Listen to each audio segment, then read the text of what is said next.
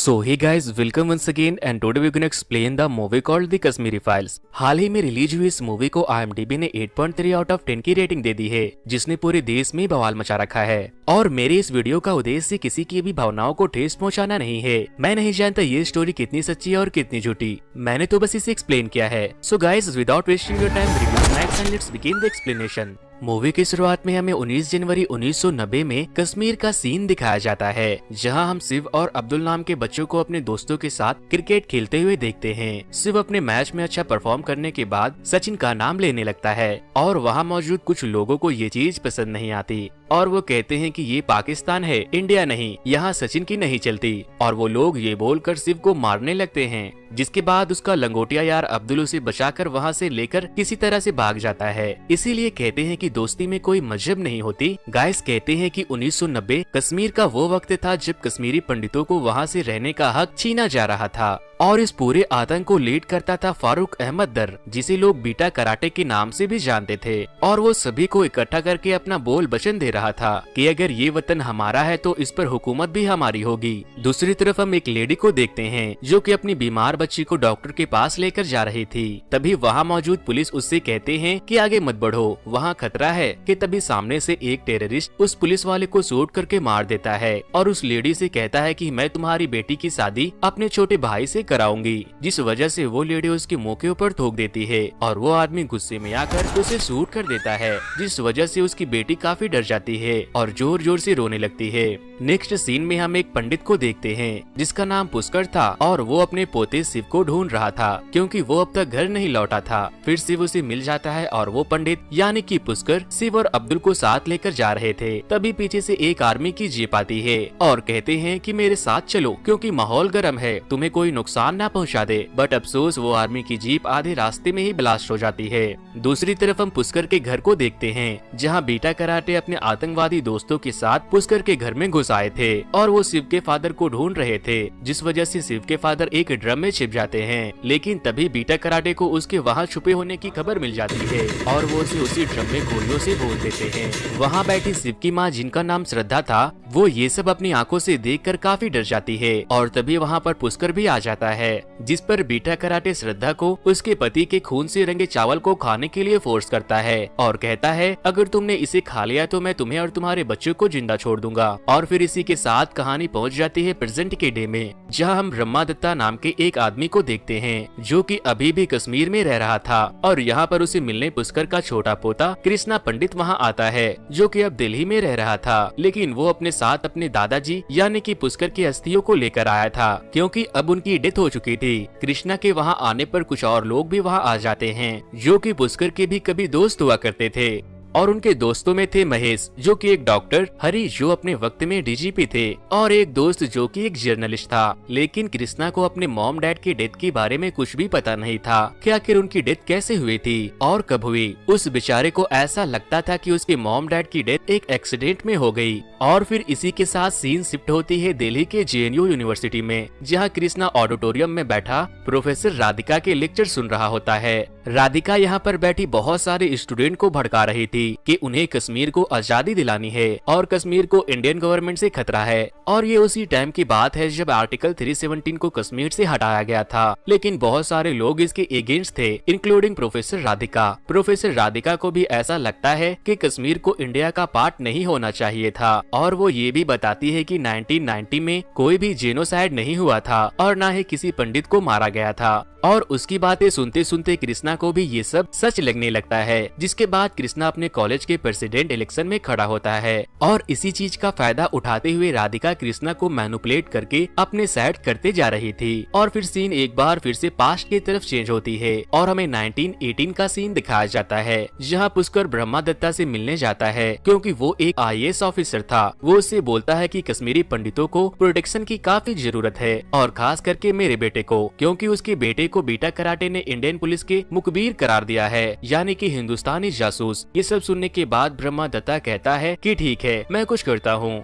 फिर ब्रह्मादत्ता और पुष्कर रास्ते में जा रहे थे तो पुष्कर उतरकर सब्जी लेने लग जाता है तो वो सब्जी वाला पुष्कर को पैसे रिटर्न करते वक्त उसे पाकिस्तानी करेंसी दे देता है, जिस पर पुष्कर को ये बात अच्छी नहीं लगती। तो वो सब्जी वाला कहता है कि जिस कंट्री में रहोगे उसी की करेंसी मिलेगी ना। ये सब देखकर ब्रह्मा को काफी गुस्सा आता है और वो उसे जेल में बंद करवा देता है। जिसके बाद ब्रह्मा वहाँ के सीएम से पंडितों की सेफ्टी के बारे में बात करने जाता है, जिस पर सीएम उसे ही दोषी करार देते हैं और कहते हैं कि तुम यहाँ के आईएएस हो और शांति बनाए रखना तुम्हारा काम है। सीएम उसके बातों को इग्नोर करके आगे बढ़ जाता है और तभी हम देखते हैं कि सीएम बीटा कराटे से कुछ बात कर रहा था। इसका मतलब आप ये समझ ले कि सीएम खुद बीटा कराटे से मिला हुआ है। और फिर इसी के साथ सीन शिफ्ट होती है प्रेजेंट के डे में, जहाँ पर ब्रह्मा की वाइफ कृष्णा को उसके मॉम डैड की तस्वीर दिखा रही थी, क्योंकि कृष्णा ने आज तक उन्हें नहीं देखा था। बिकॉज जब वो लोग कश्मीर से भागे थे तो उनके पास इतना भी वक्त नहीं था कि वो लोग अपने साथ कुछ सामान ले जा पाते। अब यहाँ पर ब्रह्मा जेनोसाइड के बारे में कुछ बोलता है तो कृष्णा उसे बोलता है कि कोई भी जेनोसाइड नहीं हुआ था, ये सब बस एक र्यूमर है।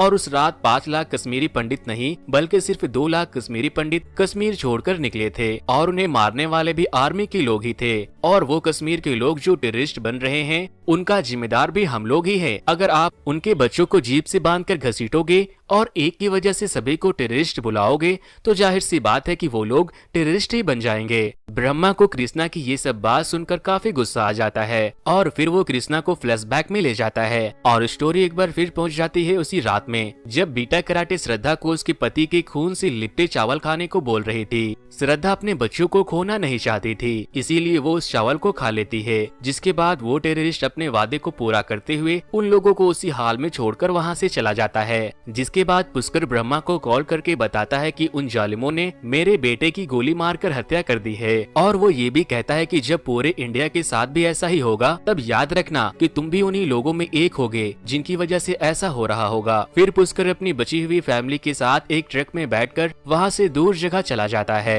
और फिर वो लोग कश्मीर से थोड़ा दूर टेंट में रह रहे होते हैं। वहाँ पर उनके जैसे हजारों लोग थे जिन्हें इंडियन आर्मी ने उन टेररिस्ट से बचाकर लाया था। अब जब वो लोग अपने शहर, अपने घर, पैसा सब कुछ छोड़कर भागे थे तो उन लोगों के पास ना ही खाने को खाना था और ना ही पीने को पानी। थोड़ा बहुत खाना आर्मी के लोग अरेंज कर देते थे। वो लोग एक वक्त में आधा पेट खाना खाया करते थे। अब वो लोग बस इसी आस में जी रहे थे कि एक दिन हम लोग वापस अपने घर जरूर जाएंगे। कुछ दिन उसी टेंट में बिताने के बाद पुष्कर की आईसाइट धीरे धीरे कम होने लगी थी और फिर एक दिन उन सभी से मिलने आईएएस ब्रह्मा वहाँ आता है, जो कि अब आईएएस ऑफिसर से प्रमोट होकर होम मिनिस्टर एडवाइजर बन चुका था। और यहाँ पर उसके साथ साथ होम मिनिस्टर भी आते हैं। जिसके बाद वहाँ मौजूद जो सारे लोग कश्मीर से भागकर आए थे वो लोग अपनी अपनी प्रॉब्लम को बताते हैं। तभी पीछे से पुष्कर एक पोस्टर लेकर सामने आता है और आर्टिकल 370 को हटाने की मांग करता है। यहाँ पर ब्रह्मा पुष्कर को देखकर काफी बुरा फील करता है क्योंकि उसकी आंखें काफी हद तक खराब हो चुकी थी और वो अब पूरी तरह से मेंटली डिस्टर्ब भी हो चुका था, जिस वजह से वो ब्रह्मा को पहचान भी नहीं पाता। जिसके बाद ब्रह्मा पुष्कर के फैमिली से मिलता है और वो कहता है कि वो उन्हें पास में एक घर दिला सकता है और एक जॉब भी दिला सकता है। जिसके बाद श्रद्धा ब्रह्मा की बात पर एग्री हो जाती है।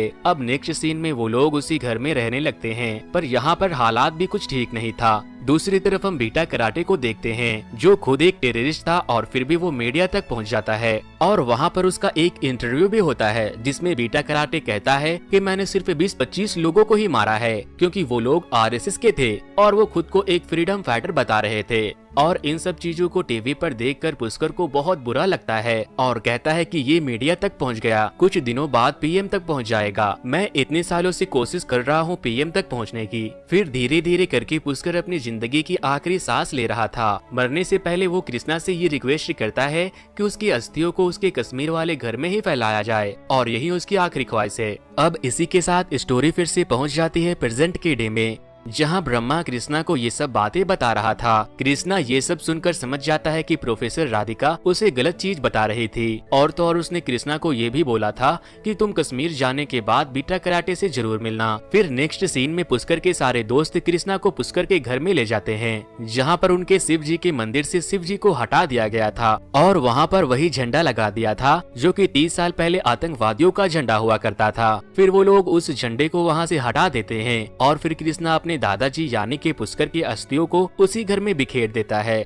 और अब फाइनली इसी तरह पुष्कर की अंतिम इच्छा पूरी हो जाती है और उसके सोल को शांति मिल जाती है कि वो अपने घर कश्मीर वापस आ चुका है। वहाँ के सारे काम को निपटा कर कृष्णा एक आदमी के साथ बीटा कराटे से मिलने जाता है और वो आदमी कोई और नहीं बल्कि उसके भाई शिव का बचपन का दोस्त अब्दुल था। फिर रास्ते में कृष्णा अब्दुल से सारी बात पूछता है कि आखिर उस वक्त हुआ क्या था। अब्दुल अपने जुबानी सारी बात उसे बताने लगता है और कृष्णा उसकी सारी बात अपने फोन में रिकॉर्ड करता है। अब्दुल उसे बताता है कि मैं और मेरा परिवार कभी भी कश्मीरी पंडितों के अगेंस्ट में नहीं थे, बल्कि शिव तो मेरा बहुत ही अच्छा दोस्त था। और जब तुम्हारा परिवार उस घर को छोड़कर भाग रहा था तो मेरे अब्बू ने उन लोगों की काफी ज्यादा मदद की थी। अब यहाँ पर हम देखते हैं कि कृष्णा बीटा कराटे के पास पहुँच चुका है और बीटा कराटे भी कृष्णा को यही बोलता है कि उसने किसी को भी नहीं मारा था और कश्मीरी पंडित खुद ही ये जगह छोड़कर जा रहे थे और उन्हें मारने वाले आर्मी के लोग थे। और बीटा यहाँ पर अपना कंपैरिजन भगत सिंह और महात्मा गांधी जैसे फ्रीडम फाइटर से करता है।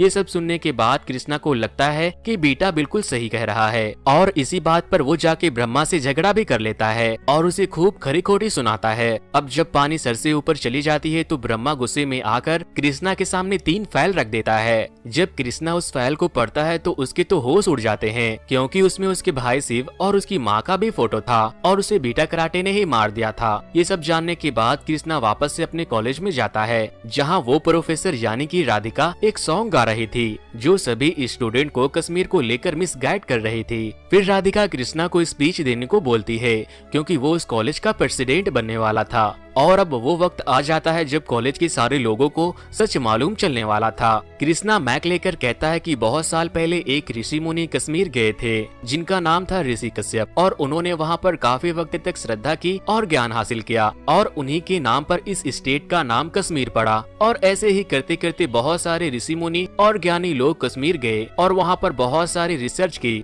और इसी तरह बहुत सारे पंडितों ने मिलकर कश्मीर को बसाया। पर एक दिन वहाँ पर कुछ टेररिस्ट आए जो कि शुरू में तो वहाँ पर पनाह लेने के लिए आए थे और कश्मीरी पंडितों ने उन्हें रहने दे दिया और धीरे धीरे करके उन्हें पता चला कि कश्मीर कितना ज्यादा खास है और फिर उन्होंने वहाँ पर कश्मीरी पंडितों पर ही अटैक करना शुरू कर दिया। उन्होंने कश्मीरी पंडितों को मारा, उनसे जबरदस्ती कलमा पढ़वाया, जबकि इस्लामिक बुक में ये लिखा है कि किसी को भी जबरदस्ती कलमा पढ़वाना या मुसलमान बनाना सख्त मना है। लेकिन उन जालिमों ने सिर्फ पंडितों को ही नहीं मारा, इवन जो मुस्लिम भी उनके खिलाफ आवाज उठाते थे उन्हें भी मार दिया जाता था और उसे इस्लाम का दुश्मन करार दिया जाता था। और इसी तरह उन्होंने धीरे धीरे मेजोरिटी में रहने वाले कश्मीरी पंडितों को वहाँ पर माइनॉरिटी में बदल दिया और बाकी के 5 लाख पंडित वहाँ से भाग गए, जिस वजह से बहुत सारे हिंदू मुसलमानों के बीच की दोस्ती टूट गई। आज तो हमारे पास पूरी पावर है कि हम लोग वहाँ वापस से जाकर रह सकते हैं और कोई हमें ऐसा करने से रोक भी नहीं सकता। बट कश्मीरी पंडितों को उनके ही घर से निकाल कर भगा दिया गया और वो लोग अपने घर जा भी नहीं सकते थे। उसकी पूरी स्पीच में लोगों ने उसे कई बार रोकने की कोशिश भी की, पर अब कृष्णा का सच समझ में आ गया था और वो इसीलिए बिना रुके बोलता गया। कृष्णा ये भी कहता है कि हमारे नेता लोगों को सिर्फ मसाला चाहिए, उन्हें बस इंडिया पाकिस्तान करने वाला चाहिए, लेकिन कोई भी भुखमरी की बात नहीं करता, कोई किसी कमजोर पे हो रहे जुल्म की बात नहीं करता। और हमारे भोले भाले हिंदू मुसलमान भाई उनके बातों में आकर आपस में लड़ मर जाते हैं। जिसके बाद कृष्णा रोते हुए अपनी माँ यानी कि श्रद्धा और अपनी भाई शिव की स्टोरी बताता है और फिर इसी के साथ कृष्णा की स्पीच फ्लैशबैक में पहुंच जाती है जिस दिन उसकी माँ और भाई को मारा गया था। यहाँ पर हम देखते हैं कि पुष्कर अपनी फैमिली के साथ घर में रह रहा होता है और फिर एक दिन बीटा कराटे और उसके लोग यहाँ पर आर्मी के ड्रेस में आ जाते हैं और उस पूरे एरिया पर भी कब्जा कर लेते हैं जिसे IS ब्रह्मा ने उन लोगों को रहने के लिए दिया था। बीटा वहाँ पर कब्जा करते ही श्रद्धा को मोलेस्ट करना शुरू कर देता है और फिर एक के बाद एक सभी को मौत के घाट उतार देता है और इसी के साथ ये मूवी यहीं पर खत्म हो जाती है। तो दोस्तों, इस वीडियो को खत्म करने से पहले मैं आपको एक जरूरी बात बताना चाहूंगा कि मैं नहीं जानता कि इस मूवी की स्टोरी कितनी सच्ची है और कितनी झूठी। मैंने तो बस इस मूवी की स्टोरी को एक्सप्लेन किया है, बाकी आप खुद समझदार हो। और जो लोग भी मेरे चैनल पर नए आए हैं वो इस वीडियो को लाइक करके मेरे चैनल को जरूर से सब्सक्राइब करें और मुझे कमेंट करके जरूर बताएं कि इस स्टोरी के बारे में आप क्या सोचते हो। फिर मिलता हूँ किसी और मूवी की एक्सप्लेनेशन के साथ। Thank you.